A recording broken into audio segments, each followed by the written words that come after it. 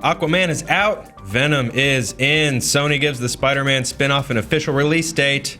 I'm Joe Starr. This is Screen Junkies News.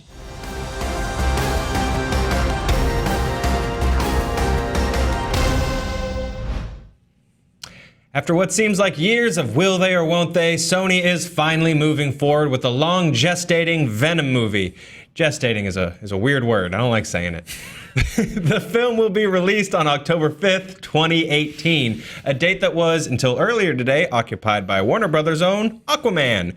We know that screenwriters Scott Rosenberg and Jeff Pinkner of Amazing Spider-Man 2 have already turned in a draft of the film, but we don't know much else. According to a tweet from Exhibitor Relations, Alex Kurtzman, who was previously slated to direct Venom, is back on board. We have our own Adam Hlavik here to discuss what this could all mean. Oh, hi. Hi, Adam. I didn't see you there, dude. How you doing? Surprise. As the kids say, Venom just slid into Aquaman's DMs, man. He did. He webbed him up real good. Webbed him up real good. So before we jump in, so that people in the comments aren't like, what's an Exhibitor Relations and why do I care? That's not a news site I'm generally familiar with. So Exhibitor Relations is a box office and forecasting service that studios use. It's a real dry side of the industry, but it can be interesting if you're sort of like a weird guy that's really into like the chess moves that studios make against each other. They obviously work years ahead, and normally when stuff gets scheduled in a forecasting service, studios will pick their slots using like Untitled Spider-Man project. And so like Marvel, for the next 15 years has Untitled Marvel projects slid into key all dates these throughout the year. It just slid all through the DM. So the interesting thing here is that they haven't just thrown in Untitled Spider-Man project. One of those was, do you remember when Aunt May was a rumored movie? Right. Oh, yeah, Lord. That was Untitled Aunt May picture for the longest time. So it's interesting that, it's not an Untitled Spider-Man project anymore. It's Venom. It's back on track. It's got a date that's actually coming up pretty quickly. So, I mean, now that Spider-Man is a completely different landscape than when this Venom movie was originally, floating around. How does Venom fit into Tom Holland's Spider-Man universe? Oh, that's a good question. This is going to be really interesting because I think there were some follow-up tweets that mentioned the fact that this will not be connected to the Marvel Cinematic Universe.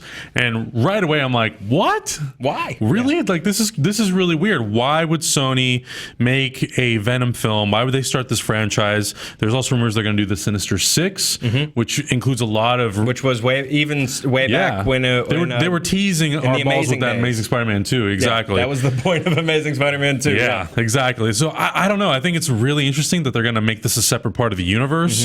Venom is such a beloved character, and he's such a... Him and Spider-Man have such a history because of just how different they are in terms of their physicality and their mental state, and just their dynamic is so interesting to me. Sure. And it's, to me, I can't wrap my head around why would you build this universe on the Sony side to not be a part of the MCU and then just let Spider-man jump around wherever he wants. Right now, the relationship with Sony and Disney is unprecedented. Right.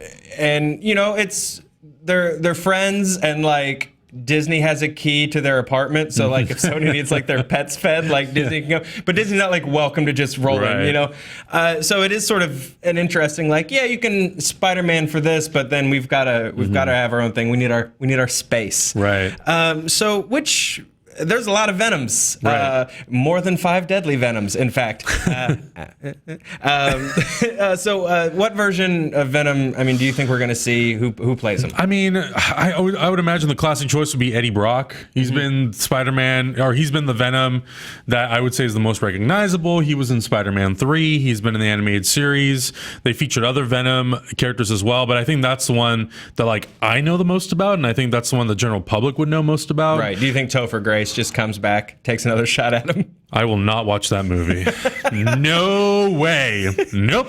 I've never actually felt anger come off of you before. Yeah, that was fun. No. I think Eddie is the way to go. In the comics, I really like the Flash Thompson take on Venom, but in this new Tom Holland universe, Flash Thompson's going to be like a, I don't know, 14-year-old. Well, yeah, it's Tony Revolori's playing Flash Thompson. So I think it would be very confusing to the audience if you had Tony Revolori's Flash in the MCU universe playing Flash, and then having him in the Sony universe playing Venom. Yeah. I think people would be like, suddenly having to join the army. Yeah, exactly. It'd be like having like two simultaneous Jokers at the same time. Yeah, it would be weird. And although an interesting direction they could go is it's Peter Parker, and you do a very sneaky Spider-Man sequel, where Tom Holland's the villain. Yeah, I'm not saying that Flash Thompson couldn't work for both universes. Like maybe they can do two different versions of Flash Thompson, a younger version in Homecoming and an older version in the Sony universe. It's weird. It'd be weird, but I mean, if they can, it's Sony, so it's tough to say kind of like what they're gonna do. Yeah, I mean, weirder things have happened. Like there's again, Untitled Aunt May project. Oh Lord. But there's other blank slate kind of Venoms they could go with if they didn't want sort of a beloved character. There was Lee Price, who was just sort of a generic gang member, right? And then there's Patricia Robertson, who in the comics didn't even finish her story. Yeah. So she's expendable. She is a blank canvas for a writer to come in and mess with. So Alex Kurtzman is rumored to be back on with this, according to Exhibitor Relations. He was originally a part of this project, but now he's sort of been a part of this Universal Monster franchise. He's got the Mummy coming up. So, obviously I don't, instead of just discussing what his day-to-day is going to look like now, which busy, what do you think we can sort of expect from an Alex Kurtzman Venom? Well, first, I think it should be noted that since this report has come out that Alex Kurtzman is back on board Venom, there have been a couple of updates from the Hollywood Reporter that had been saying that he's actually not on board. So right now, like, there's no 100% confirmation of whether he is or is not. We're kind of just working with updates because this is news, and we talk about the news as it breaks, and maybe tomorrow it'll be different. But it actually broke about 20 seconds before we went on air. It was very exciting. Very, very quickly. That's how this works. But I mean, I think Alex Kurtzman is a talented guy. I think him and what he and Roberta Orci did with the Star Trek universe was really great, the way they rebooted that. I think just like any other filmmaker, writer, you hit highs and you hit lows. But I know from reading things from the past about him, he loves the character of Venom. So I think he's a fan. Yeah, like I think if you're passionate and you are not necessarily bound by studio restrictions, you can create something compelling and something good and something maybe even a bit dramatic and kind of endearing. You may feel for the character for once. So I'm not for or against it. I'm kind of indifferent towards it right now until I think we really know what the story is going to be. Sure. Let me lay this on you. They're saying it's not going to be a part of the MCU. Right. But what if it was it combined with Fox? Because we all know that in Deadpool's Secret War miniseries, Marvel did sort of a very tongue-in-cheek adaptation of Secret War where you found out Deadpool's just in it and he was just in the background in the 80s. And he actually wore the symbiote first, and he's probably why the symbiote is a psychopath. So what if, go with me here, what if we did Deadpool Venom? Huh? That would be effing crazy. I almost swore. I'm not going to, but holy hell, that'd be insane.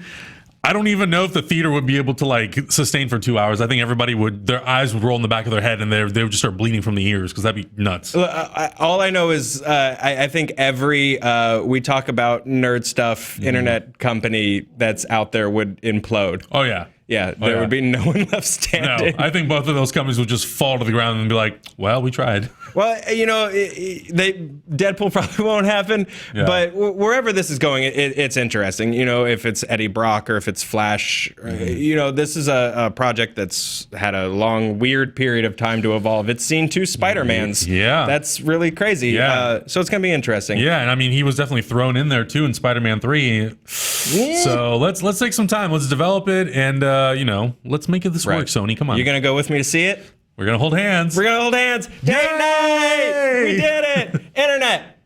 We want to know, are Adam and I going to have a great date seeing Venom, or is this movie going to be terrible and we're not going to have a second date? Let us know in the comments what you think about Venom. Be nice. It's Dalton's first rule. Click here for more videos and make sure to subscribe to Screen Junkies News. Thanks for hanging out.